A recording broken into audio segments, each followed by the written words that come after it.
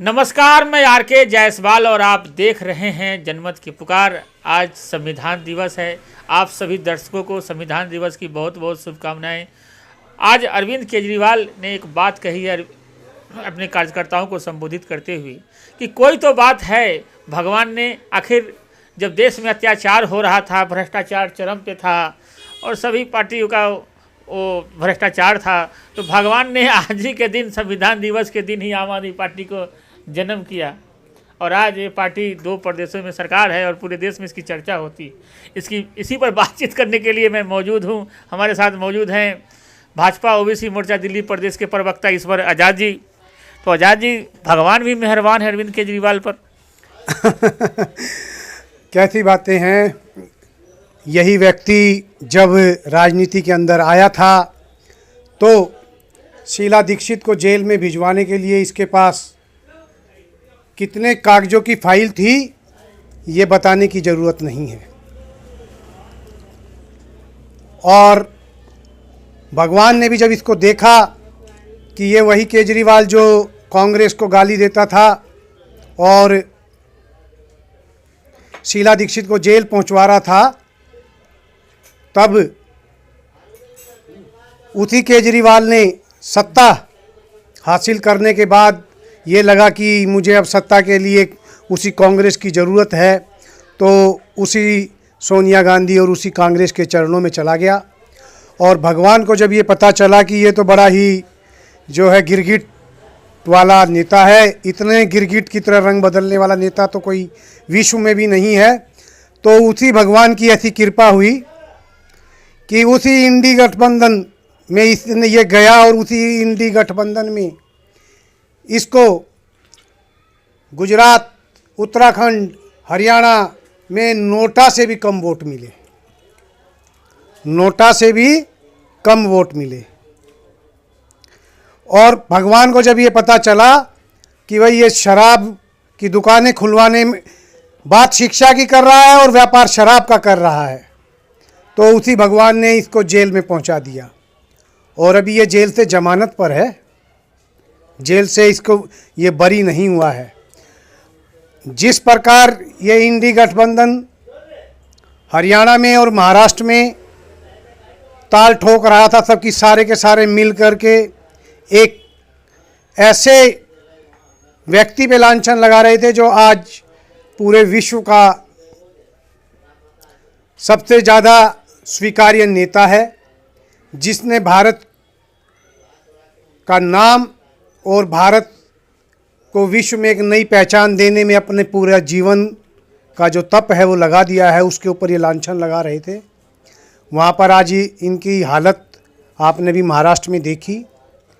और ये हरियाणा में इनकी उसी कांग्रेस से 5 सीटें मांग रहे थे भीख में, जिस कांग्रेस का इन्होंने दिल्ली से सफाया कर दिया।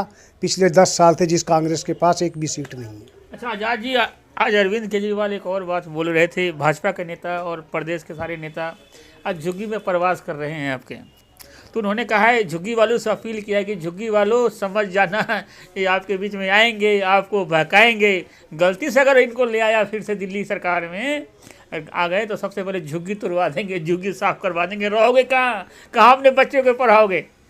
दिल्ली में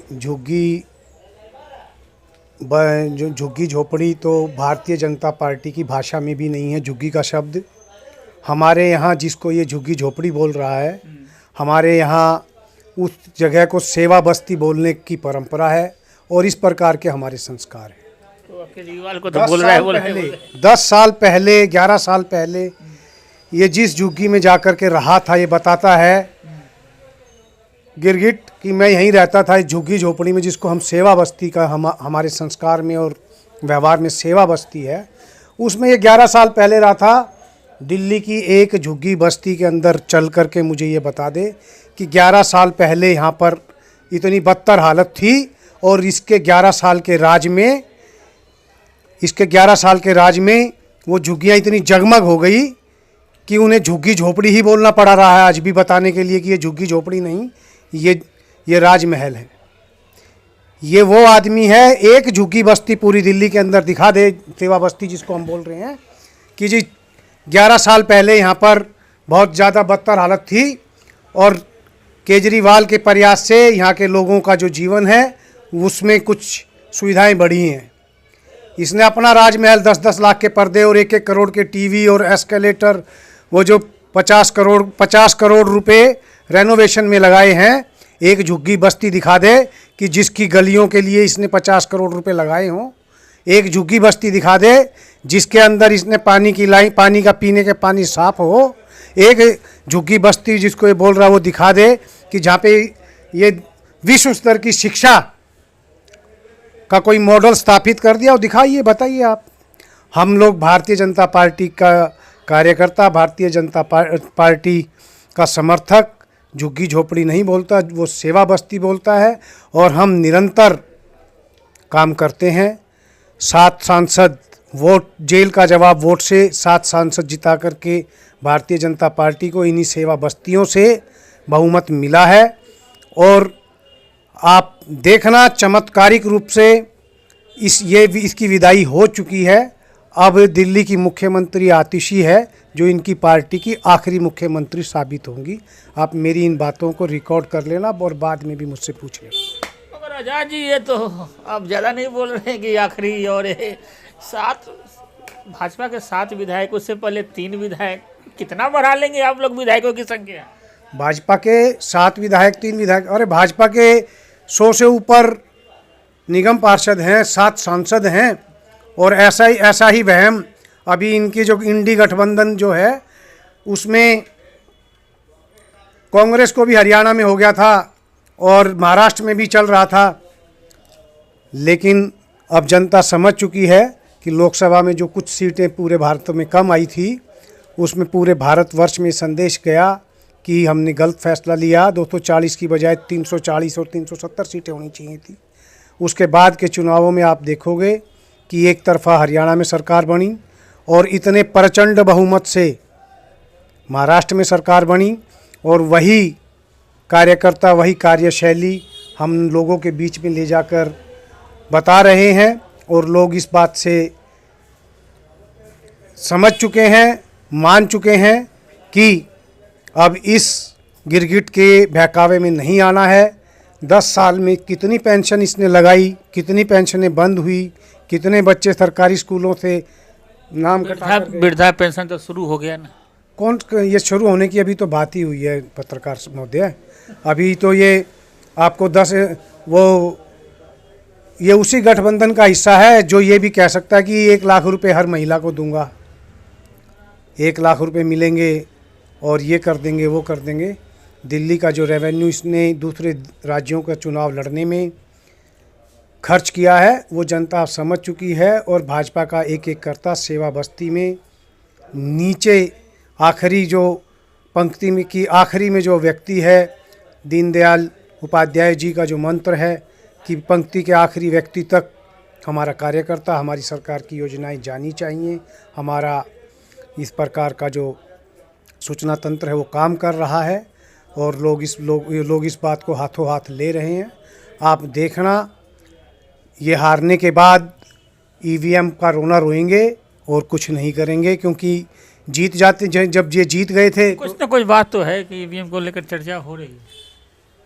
हाँ, तो रोने के लिए कोई ना कोई बात तो चाहिए।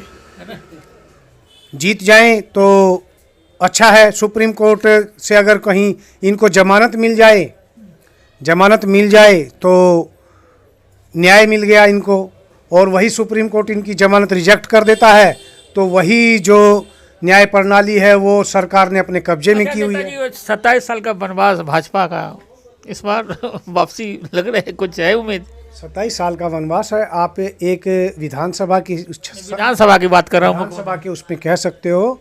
बाकी अगर आप कहते हो तो 15 साल हम निगम में, वही लोकसभा में आपको लोग वोट देते हैं, खूब देते हैं, निगम में भी खूब 15 साल आपने रहा, लेकिन विधानसभा में मतलब क्या बात हो जाती है कि भाजपा को लोग पसंद नहीं कर रहे? जो आपने कही, इसने बताई कि रेवड़ियाँ थी, पानी कितना पानी मुफ्त में और कितना पानी गंदा लोगों ने पिया है, और उस पीने के बाद प्राइवेट डॉक्टरों के पास कितना इलाज कराया है, लोगों ने सब हिसाब रख रखा है। कितने बच्चे प्राइवेट स्कूलों में पढ़ते हैं और उसका और ट्यूशन का खर्चा देते हैं, वो लोगों ने हिसाब लगा रखा है। जो ये यात्रा के नाम पे 5,600 बसें लगभग थी 11 साल पहले, आज भी कोई 6,000 से ज़्यादा बसें नहीं है। उसमें केंद्र सरकार का भी योगदान है। ई रिक्शा में जब बैठ नेताजी इलेक्ट्रिक बसें चल रही है, एसी वाली बसें चल रही है, पहले डीजल वाली बसें चलती थी, ब्लू लाइन, वो एक्सीडेंट वगैरह होता था। अरविंद केजरीवाल अभी तो गिना रहे थे। गिनवाने को तो अभी मैं कल का अखबार पढ़ रहा था, गिनवाने को तो वो ये कह रहे थे कि मेट्रो भी उन्होंने ही बना दी, जबकि मेट्रो में केंद्र सरकार का योगदान होता है। गिनाने को तो वो ईस्टर्न और वेस्टर्न पेरिफेरल भी उन्होंने ही बना दिया, जिसके कारण उसके बावजूद भी प्रदूषण की मार झेल रहा है। गिनाने वाली बात पे तो ये कहते थे कि पंजाब में हम आ जाएंगे, तो अब तो बम पटाखे बंद हुए हुए भी 1 महीना हो गया आज। उसके बावजूद भी दिल्ली का जो AQI है वो ख़तरनाक श्रेणी में है।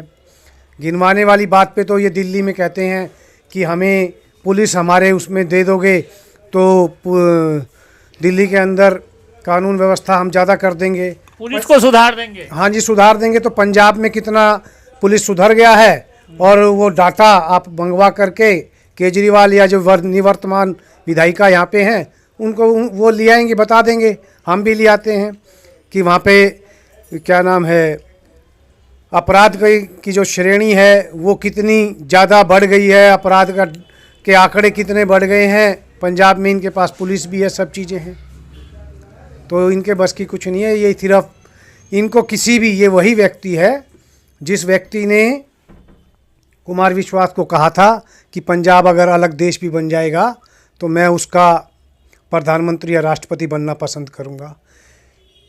ये कितना झूठा है इस बात का आप अंदाज़ा लगा लो। आज संविधान दिवस पे ये कहना कि संविधान दिवस वाले दिन हमारी पार्टी का स्थापना दिवस है, और वही व्यक्ति कुमार विश्वास जो इनके साथी थे उसको बोला कि पंजाब में अगर आतंकवाद बढ़ा करके और अलग राष्ट्र भी बन जाएगा तो मैं उसका प्रधानमंत्री या राष्ट्रपति बन जाऊंगा।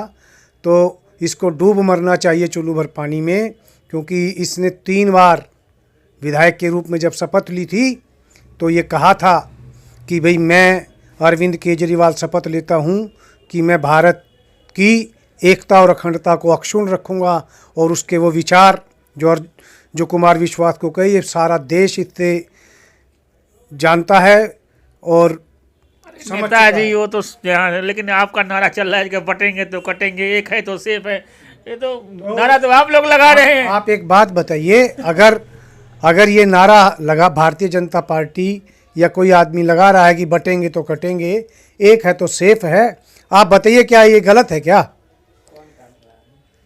हिंदू राष्ट्र होने वाला, बनने वाला सबसे बड़ी संख्या आपकी राष्ट्रपति, प्रधानमंत्री, सारे नेता, सारे मुख्यमंत्री सभी प्रदेशों के हिंदू है, फिर भी डर लग रहा है। नहीं, आपका सवाल ये होना चाहिए था कि भाई बटेंगे तो कटेंगे, काट कौन रहा है? हाँ, मैं घुमा के बोला आपको। मैं बता देता हूँ आपका सवाल भी, काट कौन रहा है? जातियों में बांट करके, जनगणना की बात करके हमारे समाज को जो बांटने के काम कर रहे हैं, उस चीज़ की भ्रांति को दूर करने के लिए भारतीय जनता पार्टी राष्ट्रवादी विचारों से ओतप्रोत है, तो ये नारे का जन्म हुआ है। नारा कोई यूं ही नहीं निकल जाता, ठीक, और चरित्र सबको पता चल जाता है। आप लोगों के बीच में जा रहे हैं, आप भी लगातार जा रहे हैं वोट बनाने के लिए, मैं देख रहा हूँ, तो क्या चर्चा होती है लोगों से? लोग अब इस चीज़ को समझ चुके हैं। अब संक्षिप्त में बताऊं तो लोग ये मानते हैं कि बटेंगे तो कटेंगे, एक है तो सेफ है। पिछली बार भी पर्ची बांटने गए थे आप लोग, पर्ची तो लोगों से आप ले लिया, लोगों ने वोट डाल दिया झाड़ू को, तो इस बार भरोसा दे रहे हैं लोग कि वोट इस बार पड़ेगा भाजपा को? वोट भाजपा को अभी 6 महीने पहले ही उन्होंने दिया है जेल का जवाब वोट से, और इस बार भ्रष्टाचारी को जवाब वोट से देंगे ही देंगे। और आपसे बातों में ही मेरे पोस्टर का नया जो है स्लोगन भी तैयार हो गया है क्या? कि भ्रष्टाचारी को जवाब देंगे वोट से, एक है तो सेफ हैं, बटेंगे तो कटेंगे। एक है तो सेफ है, बटेंगे तो कटेंगे, देख रहे हैं यही नारा लगा रहे हैं, पोस्टर पर भी यही नारा लगने वाला है। मिलते हैं किसी और खबरों के साथ, नमस्कार।